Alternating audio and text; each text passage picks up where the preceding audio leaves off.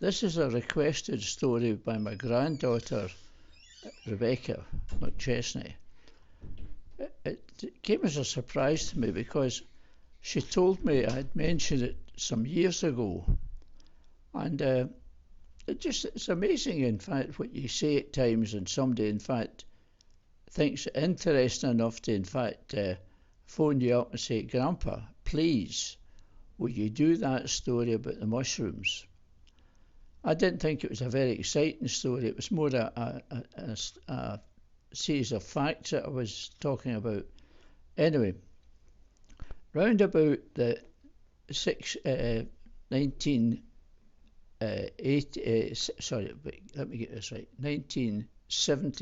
early 70s, in fact, maybe 69 possibly. I was asked by Ronnie Cairns, who was a project officer with the Scottish Gas, to test the welding of plastic pipe. Now, I was a senior instructor at that time with the Scottish Gas Board. So I got the stuff. It was Aldi A from an American company, American chemical company, and I set about welding it. Now, you got a little oven and a heat sink with a thermostat built into the handle of the gadget. It worked by gas, bottled gas, by the way. You lit the gas, put the heat sink, which was shaped for a particular type of pipe you're working with, and covered with Kevlar, so in fact it was not going to bond with the plastic. And heated it to a correct temperature, which I cannot remember nowadays. And in due course, it was a case that you were going to be uniting two different components, possibly a T-piece onto a pipe, and you set about that. There was all different components. There was what you called caps. That was for the end of the pipeline. There was saddles with a means of, in fact, inserting it onto the top of the pipe or the side of the pipe wherever needed, and it had a position for able to drill down through the plastic after you'd tested the pipeline once you'd completed it. And then there was sockets, and there was special bits for stress, which was used at the T-piece to insulate the pipe from any extreme pull one way or another. It sat really slack between the T-piece and the pipe it was inserted into it. Everything inside that was welded together. Right, it was pink in colour, a pinky orange anyway, and it was a fairly nice material to work with. You prepared the pipe by making sure it was clean, and then in due course located where your T-piece or whatever action or whatever you're going to put onto it was situated, and you in fact would heat it till the correct temperature, remove the heat sink, and plunge the T-piece onto the top of the pipe where the molten pipe was. So both the T-piece was molten and the pipe. Push down on that, and that would in fact, after a certain period of time, unite, and you gave it a time to make that connection and cool down.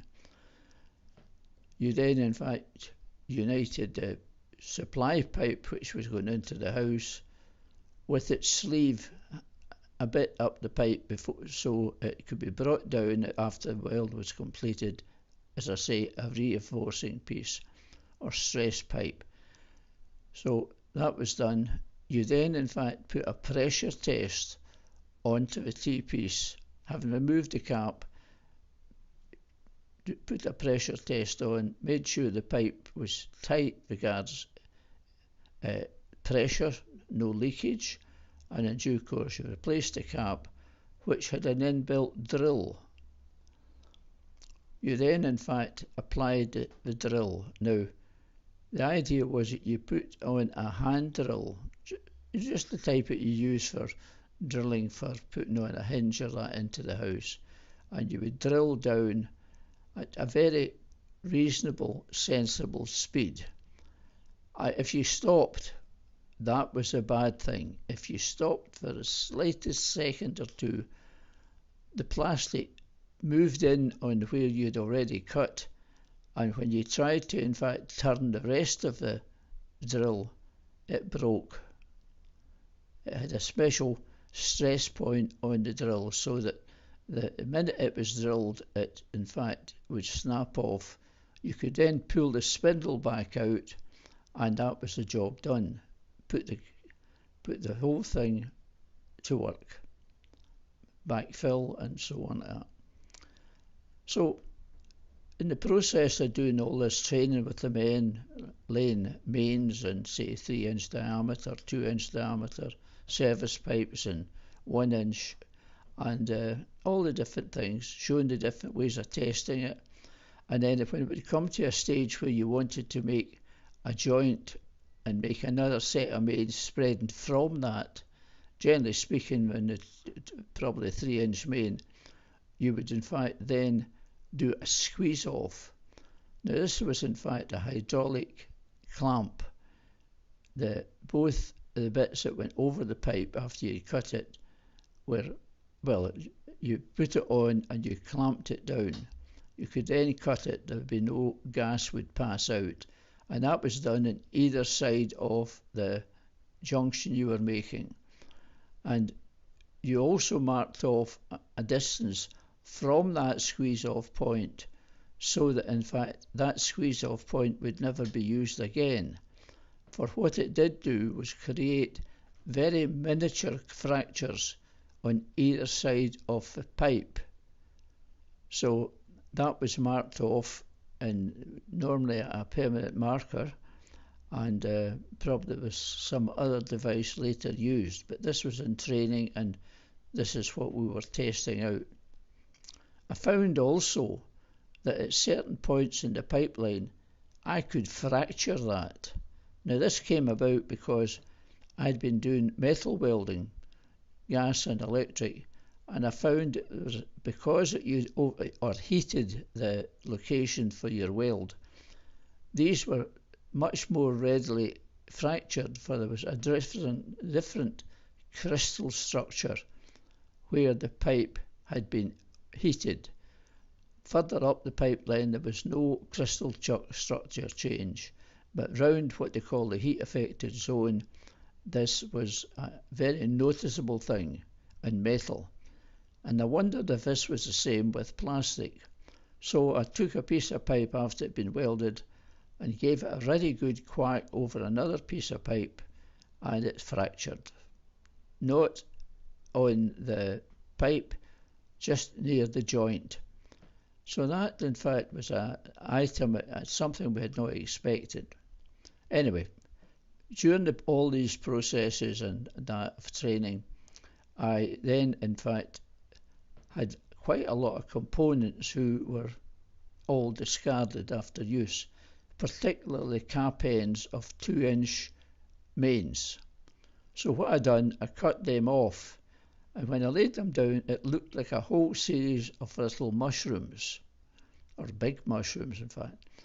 And well, I think I've mentioned in a story before about Charlie and Margaret, particularly when we got the extra load of manure, and Charlie in fact said he would go halfers in it, and finished up with only taking 2 binfuls for his garden, and I was left with a full tonnage to remove to my back garden myself, while he went down for a little refreshment to the pub after his dinner.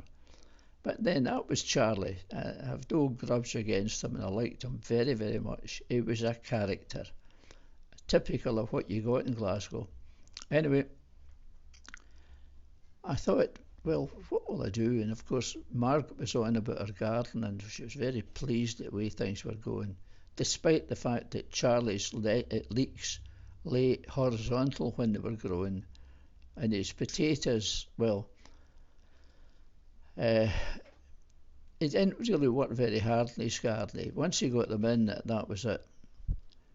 He certainly gave advice to a next door neighbour, and that was in fact when she mentioned that in the process of trying to keep the weeds away, she'd put in weed killer with the potatoes to help them grow. You can imagine that Charlie probably in fact consulted with me to see would that be a good idea. Of course it was expressed that that was very unsuitable.